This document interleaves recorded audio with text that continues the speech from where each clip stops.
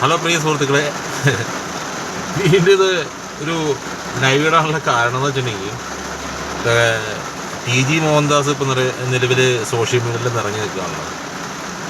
ഈ T G മോഹൻദാസുമായിട്ട് ബന്ധപ്പെട്ടിട്ടുള്ള കാര്യമാണ് പറയുന്നത്. ടി ജി മോഹൻദാസ് പറഞ്ഞത്, ഞാനായിരുന്നു പ്രധാനമന്ത്രിയെങ്കിൽ ആളുകളെ ആ കുട്ടികളെ വെടിവെച്ച് കൊല്ലുമായിരുന്നു എന്നുള്ള പരാമർശം.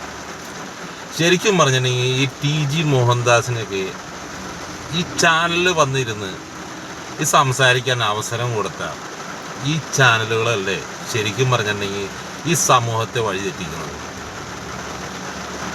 അവരെ ചാനൽ ഫ്ലോറിൽ വന്നിരിക്കുന്ന ആളുകളുടെ ക്വാളിറ്റി എങ്കിലും മിനിമം നോക്കണ്ടേ?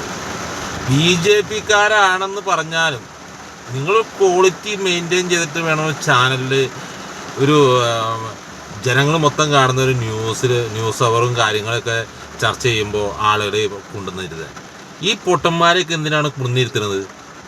BJP-ക്കാരുടെ കാശ് വാങ്ങിച്ചിട്ട് ആണ് നിങ്ങൾ ചെയ്യുന്നതെന്ന് ഞങ്ങൾക്കറിയാം.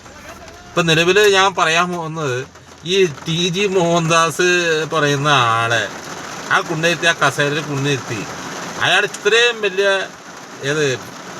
തീട്ടമാണെന്ന് ഇപ്പോഴെങ്കിലും മനസ്സിലായില്ലേ?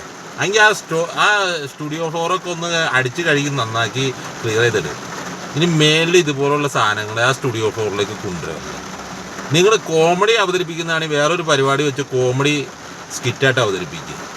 അതുപോലെ ചെന്നിത്തലജിയോട് പറയാനുള്ളത്, ഈ ടി ജി മോഹൻദാസിനെതിരെ കേസെടുത്തെന്ന പോലീസുകാരല്ലേ, ആ സിയാദിനെ മർദ്ദിച്ച പോലീസുകാരല്ലേ, അവരെയും കൊണ്ട് ഈ കേസ് അന്വേഷിപ്പിക്കണം. അവരെയും കൊണ്ട് ഈ ടി ജി മോഹൻദാസിനെ പിടിച്ച് അകത്തിടിപ്പിക്കണം. അതാണ് ചെയ്യേണ്ടത്. 2 ദിവസം അവരുടെ കസ്റ്റഡിയിൽ കിടക്കട്ടെ ഈ ലോക്കപ്പിൽ. അപ്പോഴേ ഇവരൊക്കെ പഠിക്കുമോ? നിങ്ങൾക്ക് ചെയ്യാൻ പറ്റുമോ? ഇതൊക്കെ ഇതിനുള്ള പ്രതിവിധിയുള്ളൂ. പാവപ്പെട്ട സിയാദിനെ മർദ്ദിച്ചു കൊന്ന അതേ പോലീസുകാരെ അവരെ ഒന്നും പിരിച്ചുവിടരുത്. ഇതുപോലുള്ള കേസുകൾ ഉണ്ടാവുന്ന നേരത്ത് ഇതുപോലുള്ള ആളുകളെ പിടിച്ച് അകത്തിടാൻ വേണ്ടി ഇവരെ വേറൊരു ബറ്റാലിയനാക്കിയിട്ട് മാറ്റി നിർത്തണമെന്നാണ് ഞാൻ പറയുന്നത്.